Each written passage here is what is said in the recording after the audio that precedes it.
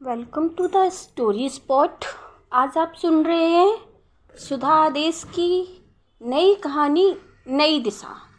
तो आइए स्टार्ट करते हैं।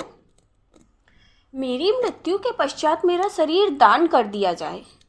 अमित शंकर की इस कथन को सुनकर जहां सचिन और चेतना अवाक रह गए, वहीं उनकी पत्नी अमला ने रोना प्रारंभ कर दिया। उस समय उनको यह भी होश नहीं रहा कि दूसरी बार हार्ट अटैक का सामना कर रहे आज ही घर लौटे पति के सामने उनका इस तरह से रोना उचित है भी या नहीं।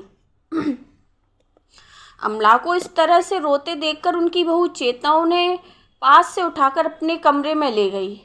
एकांत पाते हुए बच्चों की तरह बिलख बिलख कर रोते हुए बोली, बहू अब तू ही इन्हें समझा। भला यह भी कोई बात हुई कि हम इनके शरीर का दान कर दें।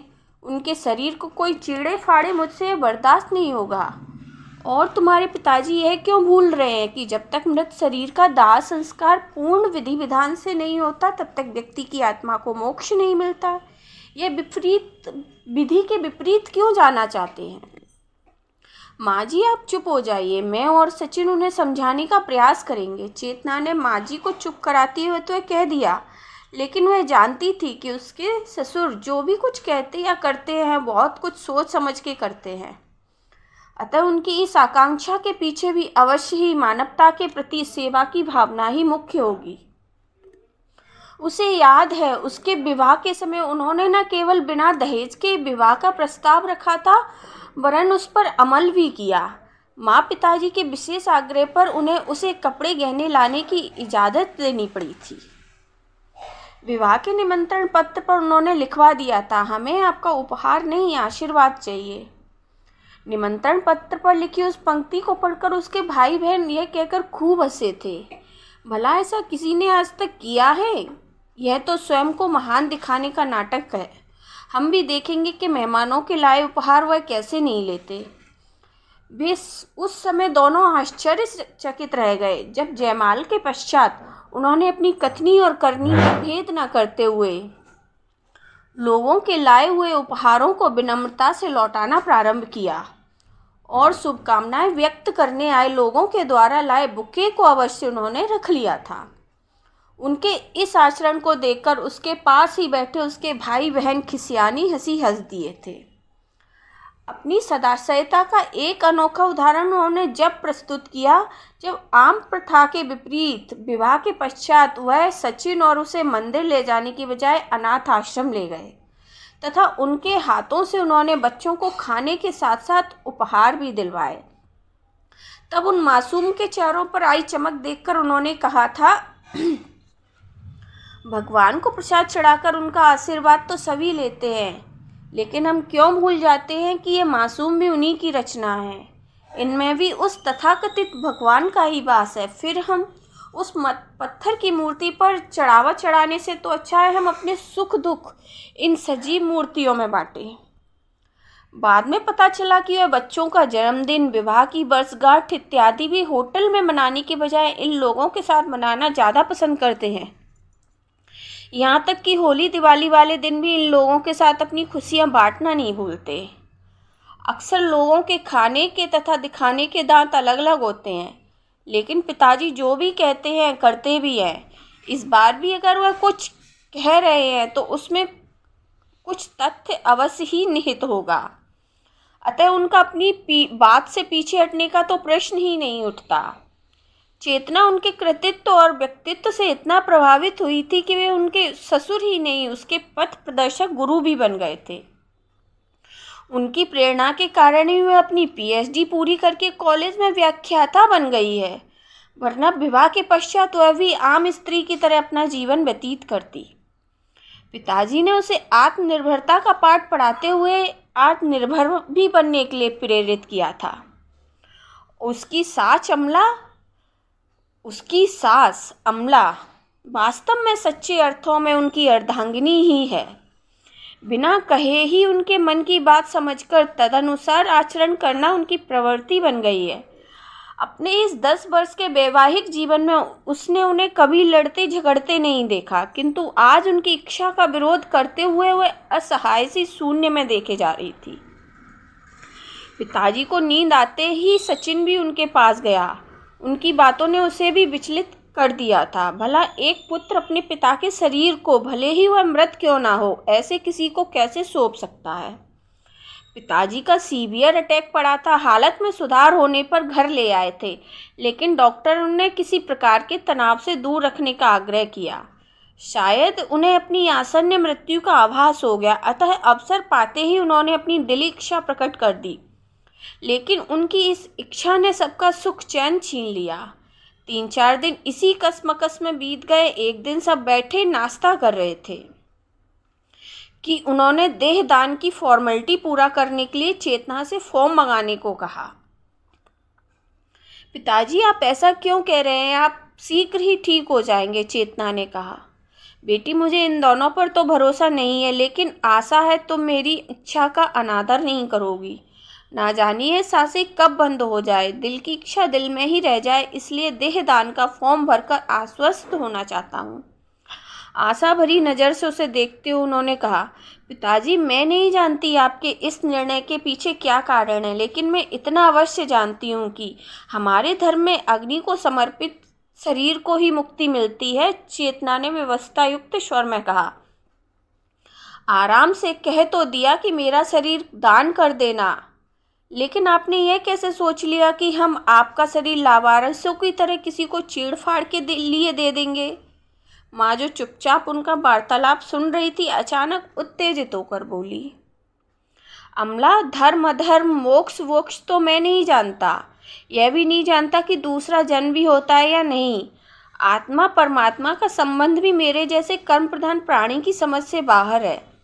मैं बस इतना जानता हूँ कि इस नश्वर शरीर का उपयोग जितना अधिक से अधिक मानव के कल्याण के लिए कर सकूँ कर लूँ। तुम्हारा यह सोचना या यह कहना कि लावारिस शरीर को ही चीड़ फाड़ के उपयोग में लिया जाता है, शायद ठीक हो। जरा सोचो, हमसे तो अच्छे हुए लावारिस है जो मरकर भी संसार को ज्ञान दे जाते हैं। आखिर इन्हीं शरीरों से छात्र मानव शरीर की संरचना को देख और समझकर जीवित शरीर पर अपने ज्ञान का उपयोग कर लोगों के दुख दर्द दूर कर पाते हैं। कुछ रुककर उन्होंने पुनः कहना प्रारंभ किया, अमला, जिन्हें तुम लावारिस कह रही हो, वह भी किसी के पिता, माँ, भाई, बहन, पुत्र या पुत्री होते हैं। कभी कभी परिस्थितियाँ उन्हें लावारिस अवश्य बना देती है, लेकिन यह सोचना कि हर वह शख्स जो अपना शरीर या शरीर का कोई अंग दान करता है वह लावारिस है, तो यह गलत है। यदि ऐसा होता तो तुम्हारा पति आज अंधा ही रहता। अमला, तुम जानती हो, जब मैं 11 वर्ष का था, दिवाली पर अनार छुड़ाते हुए अचानक हुए विस्फोट से मेरी दोनों आंखों की रोशनी चली गई थी। रोशनी वाले पर्व ने किसी अबोध की दुनिया में अंधेरा ही अंधेरा कर दिया था।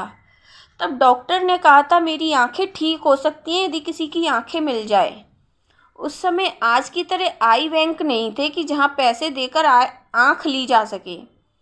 जहां भी किसी कि एक्सीडेंट या किसी के मरने की खबर मिलती, पिताजी वहां जाकर मेरे लिए आंखों की मांग करते, लेकिन हर जगह उन्हें निराशा ही हाथ लगती। यहाँ तक कि कभी कभी उन्हें अपमानित भी होना पड़ता, पर पुत्र के मुंह में अंधे हो चुके हुए सारे अपमान हंसते हंसते सह गए। उनके लिए जिंदगी नहीं बोझ बन चुकी थी। भला कोई भी माता पिता संतान को दुखी देखकर सुख से कैसे रह सकते हैं? दिव्यांगता यदि जात हो तो भी एक बार संतोष हो जाता है, लेकिन यदि दिव्यांगता किसी दुर्घटना की देन हो तो उसका अपना पाना न केवल दिव्यांग बच्चे के लिए वरन उसके माता पिता के लिए भी अभिशाप सा बनने लगता है। कभी कभी कोई हादसा किसी से कुछ छीन लेता है, वहीं किसी के लिए वही हादसा रोशनी की किरण बन जाता है। अभी माता पिता असमंजस की स्थिति में जी ही रहे थे कि उनके नौकर दीनू काका के पुत्र को वायरल फीवर हो गया।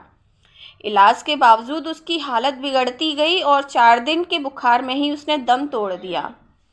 दीनू काका, जो मेरे पिताजी के मना स्थिति से परिचित थे, स्वयं अपने पुत्र की आंखें मुझे देने के लिए पेशकश की।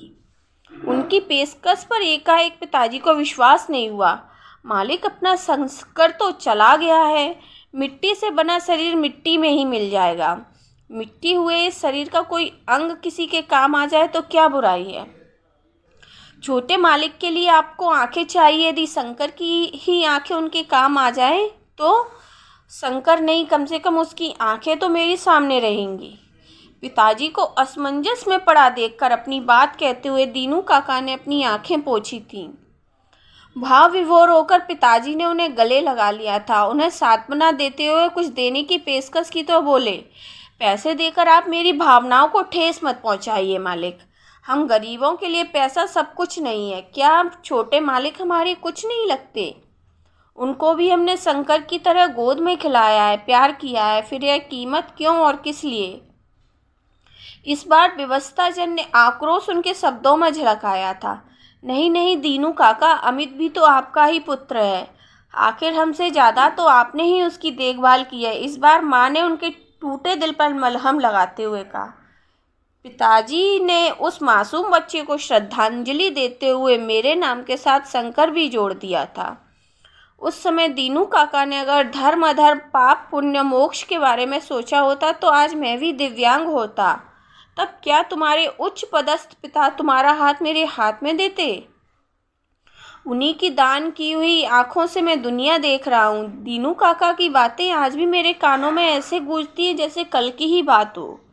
दीनू काका मेरे दूसरे जन्मदाता थे। आज मैं जो कुछ भी हूँ उन्हीं के कारण हूँ। अतः उनके ही सिखाए मार्ग पर चलकर मैं चाहता हूँ कि मेरी देह दान कर दी जाए। वैसे भी यह शरीर तो नश्वर है, चाहे वो अग्नि को समर्पित हो, चाहे मिट्टी या जल में, सब सोचने की बातें हैं। साग का पत्ता जब तक साग पर रहता है तब तक जीवन देता है, किंतु टूटने के पश्चात मिट्टी में मिलकर भी जीवन ही देता है। यही मानव जीवन का मूल मंत्र होना चाहिए। मिट्टी में मिलने से पूर्व हमारी देह किसी के काम आ सके तो क्या बुराई है? कहते कहते पिताजी हाँफने लगे, लेकिन उनका चेहरा एक अनोखी आभा से दीपित हो रहा था। शायद आप ठीक कह रहे हैं। जीवित रहते हुए ही इंसान स्वभावतः अपना ही अच्छा बुरा सोचता है। छल कपट करते हुए यह भी नहीं सोचता कि उसकी करनी से किसी को दुख तो नहीं पहुंच रहा। कम से कम मरकर तो दूसरों का भला कर जाए। बेटा, मरने के पश्चात मेरा भी शरीर दान कर देना। अमलाकेश्वर की दृढ़ता देखकर न केवल सचिन और चेतना वरन अमित शंकर भी चौंक गए।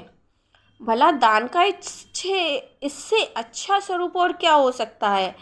यह एक ऐसा निर्णय है जो कहने और सुनने में आसान लगता है, पर इस पर अमल करना बेहद कठिन है। इस दान के लिए पहले तो व्यक्ति को इस कदम के लिए स्वयं को मानसिक रूप से तैयार करना पड़ेगा। साथ ही साथ रिश्तेदार, समाज का विरोध और मान अपमान भी सहने के लिए तैयार होना होगा। ऐसे क्रांतिकारी कदम बिरले ही उठा पाते हैं। हर नए कदम का विरोध तो होता ही है। आदमी वही है जो अपने निश्चय पर बिना किसी डर, बिना किसी दबाव के चल पाए, तभी वह समाज को नई दिशा दे पाता है। इस एहसास के साथ ही सचिन ने चेतना की ओर देखा। वह भी असमंजस की छाया देखकर आंखों ही आंखों में एक दूसरे का हौसला बढ़ाकर आखिरकार माँ पिताजी के निर्णय को पूर्ण करने का संकल्प करते हुए सिर्फ 2 ही नहीं, देहदान के 4 फॉर्म लाने का निश्चय कर चुके थे। धन्यवाद।